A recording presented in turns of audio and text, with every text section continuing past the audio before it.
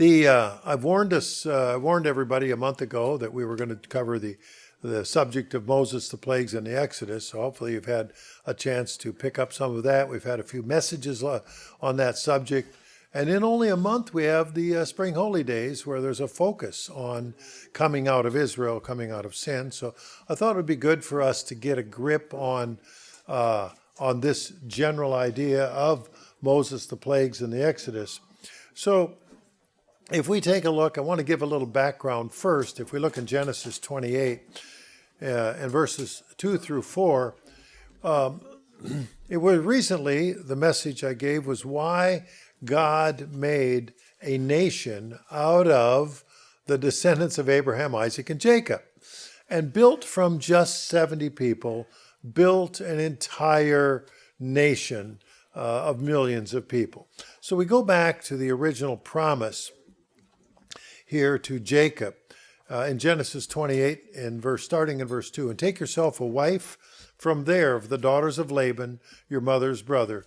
May God Almighty bless you and make you fruitful and multiply you, that you may be an assembly of peoples, and give you the blessing of Abraham to you and your descendants with you, that you may inherit the land in which you're a stranger, which God gave to Abraham. So he's extending the Abrahamic blessing on down to Abraham's grandson Jacob and Jacob's offspring. So we have this, the blessing, and he was told, be fruitful and multiply. Well, then we have evidence of being fruitful and multiply. If we go to Exodus in chapter 1, starting in verse 1, and it tells us who of Jacob's family went from the land of Canaan, went down into Egypt. And we read the names of his children, and it says, and their descendants, a total of 70 persons. So because his son Joseph was already in Egypt. So there were 70 of them in Egypt who were Jacob's descendants. So from that small start, from Jacob to the 70 that were his offspring, and they were there, and while Joseph, Jacob's son, was there, he became basically the ruler of Egypt under the Pharaoh. And we read that in Genesis 41, starting in verse 40. In Genesis 41:40, you shall be over my house, and all my people shall be ruled according to your word. Only in regard to the throne will I be greater than you. That's a pretty big responsibility. So if the Pharaoh, meaning the king of the land, appointed one of us and said, you're in charge, except for me, you're the boss of everybody, so what you say goes. Pretty big responsibility. Better not screw that up. Verse 41, Pharaoh said to Joseph, see, I have set you over all the land of Egypt. So there was a way that young Joseph, who was about 30 at the time, could put his administrative stamp and use his intellect and wisdom to prepare Egypt to receive, even though they didn't know it, to receive the descendants of Jacob, and Jacob coming into Egypt as they left the famine in Canaan. And it was generations later, we read in Exodus 1, verse 8, there arose a new king over Egypt who did not know Joseph. Now, king or Pharaoh, the King James will interchange the terms here. So this was beyond the life of Joseph, beyond the life of Joseph's sons. In other words, there arose a new Pharaoh who didn't know him. Ever have a new boss that came in and didn't know the old boss or the one before, didn't know how things were working, and comes into the company and says, I'm going to make some changes here. I've been through that. I suspect most of you have been through that, where somebody comes in and they pay no regard to history. Well, this is what we have here. Verse 10 in Exodus 1, come, let us deal shrewdly with them, lest they multiply, the Israelites. And it happen in the event of war that they also join our enemies and fight against us and go up out of the land. You see, in verse 9, it says, there's more of them than there are of us. Well, that sounds like a fine howdy-do, and you can see the defensive posture that this new Pharaoh is taking. We got to be careful here. We have to keep them in subjection, or they could just take us over. Verse 11, therefore they set taskmasters over them to afflict them with their burdens, and they built for Pharaoh supply cities, and it lists those. So you have now the descent of the descendants of Jacob, their descent into slavery under this particular new Pharaoh, this new king. So, who had no regard for Joseph and the history of the matter. Now, if we look in, and of course they're reproducing, and Pharaoh was concerned about that. Well, got to stop this. How are we going to stop this level of reproduction? In Exodus 1 and verse 15, the king of Egypt spoke to the Hebrew midwives. That'd be an interesting convention, to be a mouse in the corner and hear how that went about. Of whom one was named Shiphrah and the other Puah. And he said, verse 16, when you do the duties of a midwife for the Hebrew women and see them on the birth stools, if it's a son, you shall kill him, but if it's a daughter, then she shall live. Infanticide, post-birth abortion. They're going to stop the growth of these foreign peoples, as it were, stop the growth of the house of Israel. Let the daughters live. We can integrate them into, but we don't want warriors being raised up, is really the implication here.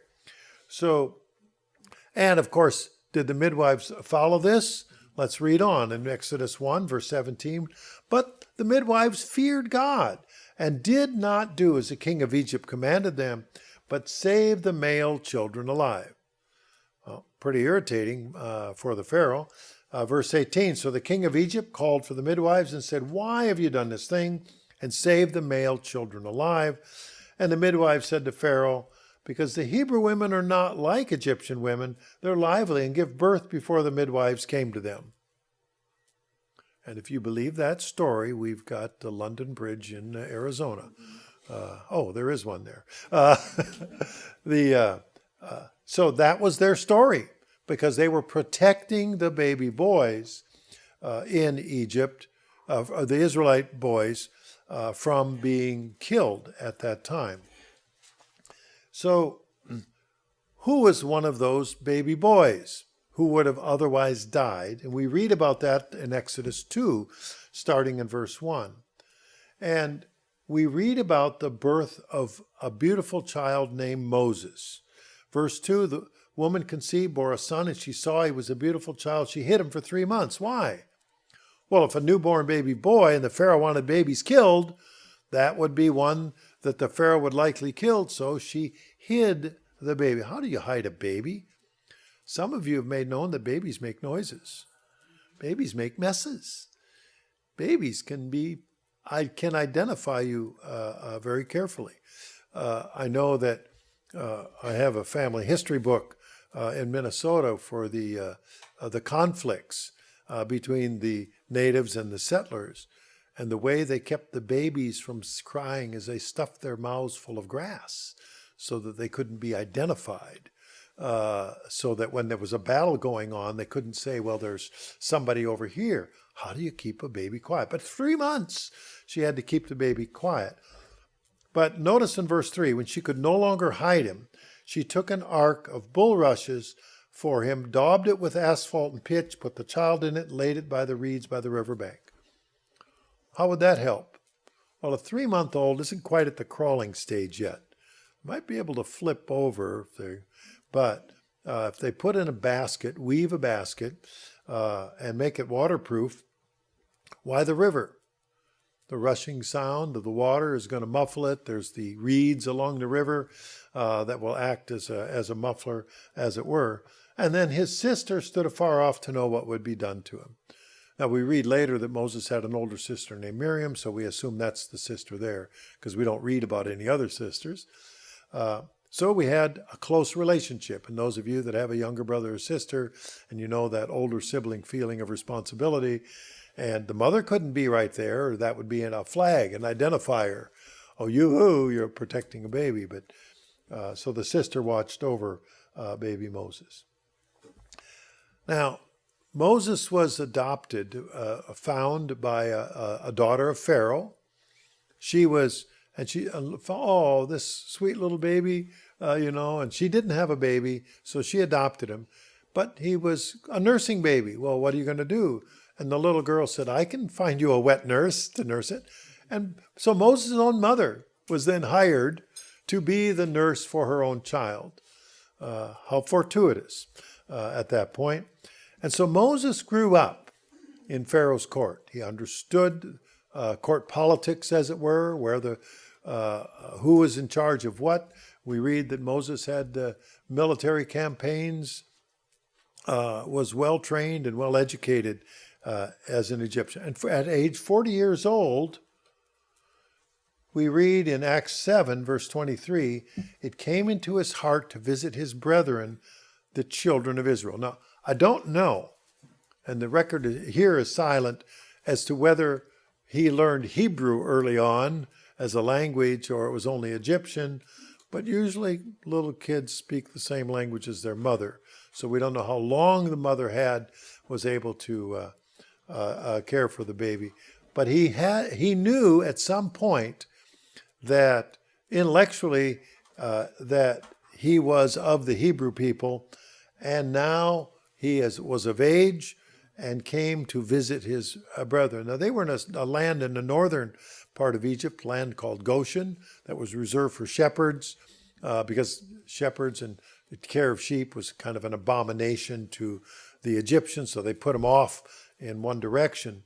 So here's 40 years old, and he goes to visit them. And what does he see when he visits? In Exodus 2, verse 11, it came to pass in those days when Moses was grown that he went out to his brethren and looked at their burdens. You could see they were being, forced labor. He saw an Egyptian beating a Hebrew, one of his brethren.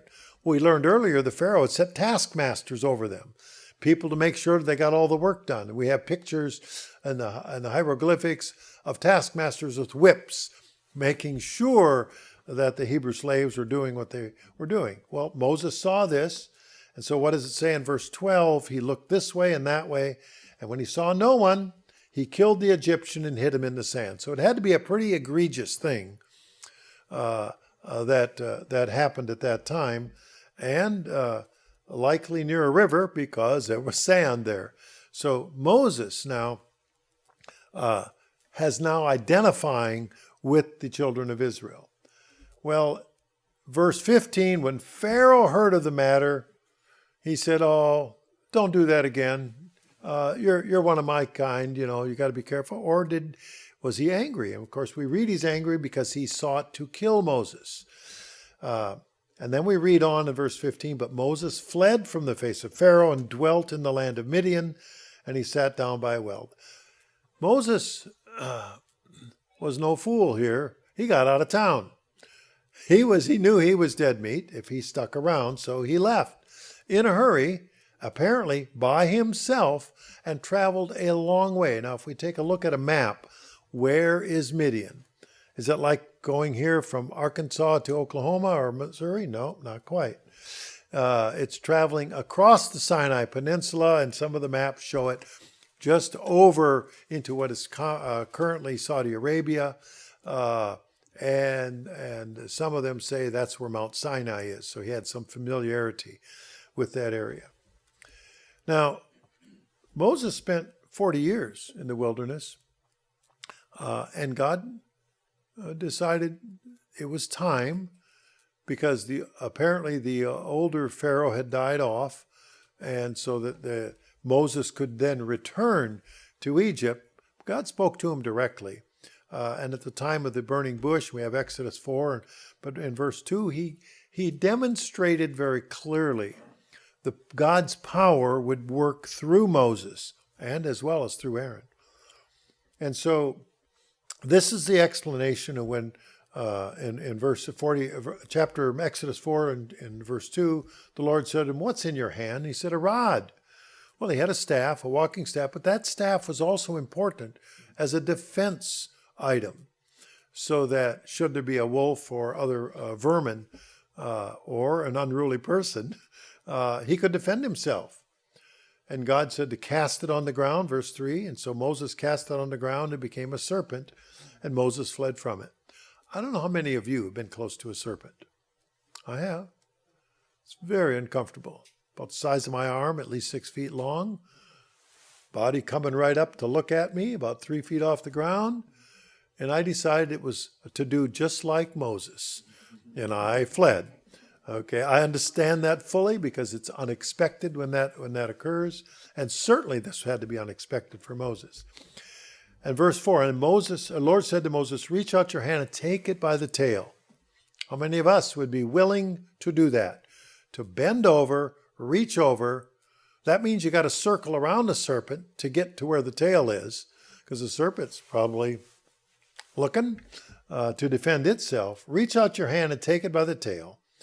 And he caught it, and it became a rod in his hand. So in other words, it isn't just have faith. You have to exercise that faith by actually doing something. And he grabbed a hold of the serpent, and it returned to become a rod again. So this was pretty convincing at this point for Moses. He knew that God would be with him. Now, how old was Moses at this time? We read in Exodus 7, verse 7. He heads back to Egypt, and we read that Moses was 80 years old. So he left Egypt when he was age 40. He's coming back to Egypt when he's age 80. That means he spent 40 years in the land of Midian, and then came back, met his brother, who was 3 years older, and his sister Miriam was older than that, a little older than that. I've read up on it. All the commentaries have a hard time coming up with an exact age. They're all guessing, basically. Probably good guesses, but Miriam is older than Aaron. So Moses and Aaron spoke to Pharaoh. So we know that Moses had 40 years in Egypt, 40 years in Midian, and as we'll come to see, the next 40 years were where? In the wilderness, until he died at age 120. So you can divide Moses' life up into 40, 40, and 40. Now we have Moses and Aaron, and they go through the plagues, the 10 plagues, as God was exercising or demonstrating to Pharaoh the strength of God and compelling the Pharaoh to decide to let the people of Israel leave. Now, it would devastate their economy. And that made the Pharaoh pretty nervous. They were going to lose their workforce. Half the people would be gone. Their slaves would be gone. Now who's going to do the work? And who could they lord it over? So we have the plagues.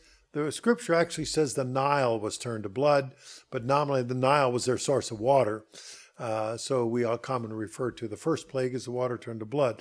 And if you've seen the movie, The Ten Commandments, they really graphically put it out. It's not only did the river Nile turn to blood, but in the movie the guy has a goblet of water, and he's shocked, and he pours it out in the goblet, in the water, in the goblet. It's a very uncomfortable thought that all the water would be that. We don't know that part, but we do know the Nile turned to blood. There was a plague of the frogs. And at this time of year, you can hear frogs. What if you could hear frogs and see frogs? Now, it was many years ago, my sister-in-law went to Hawaii, a young single gal, to the feast, and a young man took her on a date. And if you've been to Hawaii, you know it rains a lot. There's a lot of frogs. And she was wearing those spiky heels on her shoes, and she was being escorted back to her motel after they had dinner. And she managed to spike a frog right square in the middle, and she's freaking out, screaming this frog was on the spiked heel. And the young man, being the gentleman that he was, grabbed a hold of her ankle and was removing the frog, and all of the motel doors started coming open with a screaming woman and a man hanging onto her ankle. So, I mean, everybody can have their frog stories like anything else, but I remember that one in particular. The lice. That's an uncomfortable thing. I've been a teacher for many years, and I had a student that was scratching away, and she pulls a louse off of her head and said, "May I be excused?" Of course. Please go. Flies. Flies hang around rotting, decomposing things. That's part of nature's cycle. Has to be very uncomfortable. And then pestilence, which is the old, King James version of diseased livestock. Well, what happens when you have diseased livestock? They don't all live. And if you thought you had flies before, you're going to have more now. So these plagues were really, and we can go over this a little more in depth sometime. Maybe I'll have to develop it, but that's got to be an uncomfortable situation there. 6, this is not my favorite, boils. Now, I've had 2 boils. I think I was 12 or 13 years old at the time. Right on the top of my shoulder, left a couple of big ugly scars, and like a humongous zit, as it were. It was just painful all the time. Some kind of I think it's Staphylococcus aureus infection of that. And so now I think of it, when I see the drawings, like the Basil Wolverton drawings of these lumps of boils all over the body, and then you read about there was no comfort. And we read in other places like Job, the boils, the only soft place that they could lie down for comfort was in a bed of ashes. And I thought, well, how dirty. But you know what? Ashes are very soft. It's probably one of the few soft places they could really find. Give it. What a terrible. Thunderstorm of hail and fire. You know, I've been through some remarkable weather. On July 11th, 1968, I had all weather in one day in Minnesota. There was a snowstorm, hail, tornadoes, sunshine, and rainbows and rain. Now, I didn't have fire coming down, but I'm thinking all of this occurred in one day, and a remarkable thing happened. It happened exactly 1 year later, in July 11th of '69. That all happened, and I'm thinking, now that's a really odd day. How do you suppose these people thought? There's a thunderstorm, had hail and fire come down.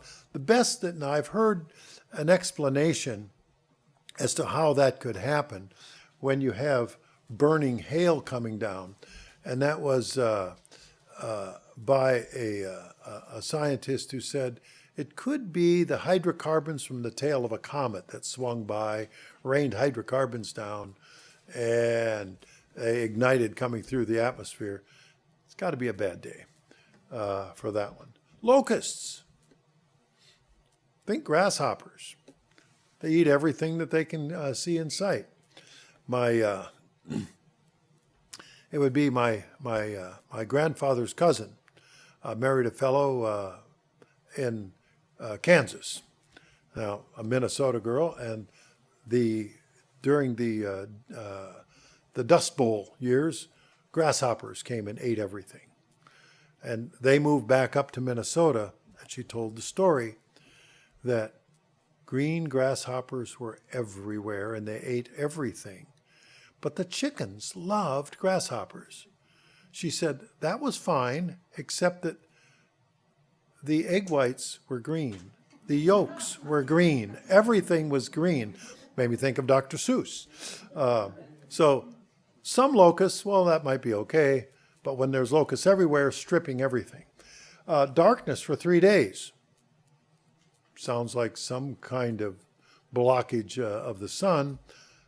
Ought to be pretty convincing. We know that Christopher Columbus had that experience, and he, of course, being a navigator, called attention to it, and he told the natives that had captured him, "If you don't let me go, I'll block out the sun." And they didn't believe him, and then the sun stopped shining, and it would block it out, and they let him go. Well, but for 3 days, that had to be pretty convincing. I think it was, 1889? There was a summer, the year of no summer, where Mount Krakatoa blew in Indonesia, covered the earth with ashes, and as a result, they were lucky to make much hay for the livestock because there was not a lot less sun. But that was, you still had sun. Here, darkness for 3 days. Candles get burnt pretty short. And finally, you have the 10th plague, death of the firstborn throughout the land. It's afflicted, except those who had marked the blood on the posts for Passover. The death angel visited every family. So the plagues were pretty strenuous responses from God for failure to let the people of Israel go. Well, and the 10th plague with the death of the firstborn, we read in Exodus 12, verses 7 and 8, for the Hebrew people were told to take some blood, put it on the doorposts, on the sides, and over the top of the houses where they were to eat the lamb. Verse 8, and they shall eat the flesh on that night, roasted in fire with unleavened bread and bitter herbs, they shall eat it. Now, I don't know what kind of herbs they used. I don't know what they mean by bitter. But I do know that I like seasoning, but I don't know the details here. But it was a specific instruction with unleavened bread and bitter herbs. In other words, don't take the time to bake up bread. Bake it, mix the dough, and bake it unleavened. So Moses led the children of Israel out of Egypt. Off they went, brought Israel from the Red Sea. God created a series of miracles for which they were able to cross the Red Sea, and they went into the wilderness. And 3 days. Now, how long can you last without water? About 3 days. Gets pretty old right about that time. And this was a place called Marah, verse 23, Exodus 15:23. Couldn't drink the water. They finally found water because the water was bitter. Now, if you've traveled in the West, you know that there's alkali lakes. And if you've seen some of those, and nobody can, animals and people can't drink from those. Well, here they had bitter water, but God performed a miracle to make that water sweet, and so they were good. But that wasn't the only case, because this was just after 3 days. If we read in Exodus 17, there was another occasion when they didn't have water in the wilderness. So if you're going through an area that doesn't have a lot of water, now mind you, how many people are there? We're looking about 2 million people and their livestock, which means there's a whole lot of thirsty mouths that have to be fed.